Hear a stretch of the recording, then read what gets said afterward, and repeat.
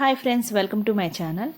ఈరోజు మీకు ఒక హెల్దీ రెసిపీని చెప్పబోతున్నాను. మనం నార్మల్గా మినపగుళ్ళతోటి దోశలు వేసుకుంటూ ఉంటాం కదా, అలా కాకుండా కొర్రలతోటి ఒకసారి ఇలాగా దోశలు ట్రై చేయండి. టేస్ట్ చాలా బాగుంటుంది. టేస్టే కాదండి, ఆరోగ్యానికి కూడా చాలా మంచిది ఈ మిల్లెట్స్ తీసుకోవడం వల్ల. మన పెద్దవాళ్ళు చూసినట్లయితే పాతకాలంలో ఎక్కువ వాళ్ళ ఫుడ్లో మిల్లెట్స్ని తీసుకునేవాళ్ళు. అందుకే వాళ్ళు ఇప్పటికి కూడా చాలా స్ట్రాంగ్గా ఉన్నారు. వాళ్ళతో కంపేర్ చేసుకుంటే మనం చాలా వీక్గా ఉన్నాం. ఎందువల్ల అనగా మనం తీసుకునే ఆహారం అంత హెల్దీ ఫుడ్ కాకపోవడమే. కాబట్టి మనం ఎంతో కొంత మిల్లెట్స్ని మనం ఆహారంలో తీసుకోవడం వల్ల మనం కూడా హెల్త్ బెనిఫిట్స్ పొందవచ్చు. ఇప్పుడు మనం ప్రాసెస్లోకి వెళ్ళిపోదాము.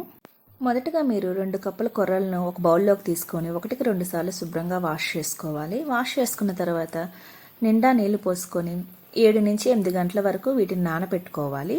కొర్రలే కాదు, మిల్లెట్స్లో ఏది తీసుకున్నా సరే 7 నుంచి 8 గంటల వరకు నానతీరాలి. వేరొక బౌల్ తీసుకొని 1 కప్పు మినపగుళ్ళని ఈ విధంగా వాష్ చేసుకొని సోక్ చేసుకున్నాను. మీరు కలిపైనా నానబెట్టుకోవచ్చు, లేదంటే విడివిడిగా అయినా నానబెట్టుకోవచ్చు. విడివిడిగా నానబెట్టడం వల్ల బెనిఫిట్ ఏంటంటే మీరు గ్రైండ్ చేసుకుంటే 2-3 అవర్స్ ముందు మినపగుళ్ళు నానబెట్టినా సరిపోతుంది. ఎందుకంటే మిల్లెట్స్ నానడానికి 7-8 గంటలు పడుతుంది, మినపగుళ్ళు నానడానికి 2-3 అవర్స్ పడుతుంది. కాబట్టి ఈ టిప్ ఫాలో అవ్వచ్చు. ఇంకొక బౌల్లో 1/2 టేబుల్ స్పూన్ వరకు మెంతులు నానబెట్టుకున్నాను. ఇవన్నీ నానిన తర్వాత నేను వీటిని శుభ్రంగా వాష్ చేసేసుకొని మిక్సీ పట్టానండి. ఈ విధంగా మెత్తగా పలుకులు లేకుండా మిక్సీ అనేది మనం పట్టుకోవాలి. అలాగే దీనిలోకి ఒక చిన్న అల్లం ముక్కని యాడ్ చేస్తున్నాను. నేను మినపగుళ్ళు కొర్రలు విడివిడిగా మిక్సీ పట్టాను, కావాలంటే మీరు కలిపి కూడా మిక్సీ పట్టొచ్చు. ఈ విధంగా మెత్తగా పలుకులు లేకుండా మిక్సీ పట్టిన తర్వాత ఒక బౌల్లోకి తీసుకొని మన టేస్ట్కి తగ్గట్టు సాల్ట్, వాటర్ యాడ్ చేసుకోవాలి. నేను వీడియోలో చూపిస్తున్న కన్సిస్టెన్సీ మెయింటైన్ చేస్తే సరిపోతుంది. ఈ బ్యాటర్ అనేది ఇంత పలుచగా ఉండాలండి, మందంగా ఉంటే దోశ తినేటప్పుడు బాగోదు. తర్వాత మనం ప్యాన్ పెట్టుకోవాలి. ప్యాన్ అనేది బాగా హీట్ ఎక్కాలి. హీట్ ఎక్కిన తర్వాత గంట నిండా పిండిని తీసుకొని ఈ విధంగా నేను వీడియోలో చూపిస్తున్న విధంగా స్ప్రెడ్ చేసుకోండి. కొర్ర దోశలు అనేవి ఎంత పలుచగా ఉంటే అంత టేస్ట్ అనేది బాగుంటుంది. తర్వాత కొంచెం ఆయిల్ యాడ్ చేసి 1 మినిట్ వరకు ఇట్లాగా మనం దోశను కాలనివ్వాలి. ఈ కొర్రలు తీసుకోవడం వల్ల హెల్త్ బెనిఫిట్స్ చాలా ఉన్నాయి. కొర్రలు మనం తీసుకోవడం వల్ల ఎముకలు చాలా దృఢపడతాయి. అంతేకాకుండా బ్లడ్లో ఏమైనా కొలెస్ట్రాల్ ఉంటే తగ్గిస్తాయి. ఇమ్యూనిటీ పవర్ను కూడా పెంచుతుంది. థైరాయిడ్, డయాబెటీస్ వ్యాధితో బాధపడే వాళ్ళు కొర్రలు తీసుకోవడం వల్ల చాలా మేలు జరుగుతుంది. దీన్ని మనం గ్రైండ్ చేసుకున్న తర్వాత ఒక ఓవర్ నైట్ వరకు పులియ పెట్టచ్చు. అట్లా పులియ పెట్టకుండా అప్పటికప్పుడు వేసుకున్నా కూడా టేస్ట్ బాగుంటుంది. నేనైతే అప్పటికప్పుడే వేస్తాను. టేస్ట్లో ఏం డిఫరెన్స్ ఏమి ఉండదు.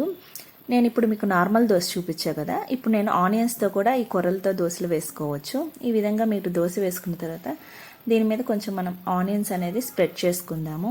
ఆనియన్స్, కొంచెం జీలకర్ర దీని మీద వేసుకొని కొంచెం ఆయిల్ యాడ్ చేసేసి 1 మినిట్ వరకు ఈ దోశను అనేది మనం కాలనివ్వాలి.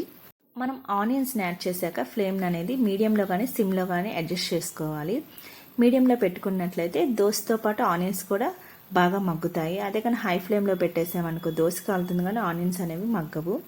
ఇట్లాగ మీడియంలో పెట్టుకొని 1 మినిట్ అట్లాగా మగ్గనిచ్చామంటే చూసారా దోశ ఎంత బాగా వస్తుందో. పలుచగా ఉంది దోశ రాదనుకోగాకండి, కాలిందంటే దోశ వస్తుంది. దోశ కాలిన తర్వాత ఇట్లాగా మనం ఫోల్డ్ చేసుకోవాలి. చేసుకున్న తర్వాత దోశని తిప్పి రెండో సైడ్ కూడా కాల్చుకోవాలి.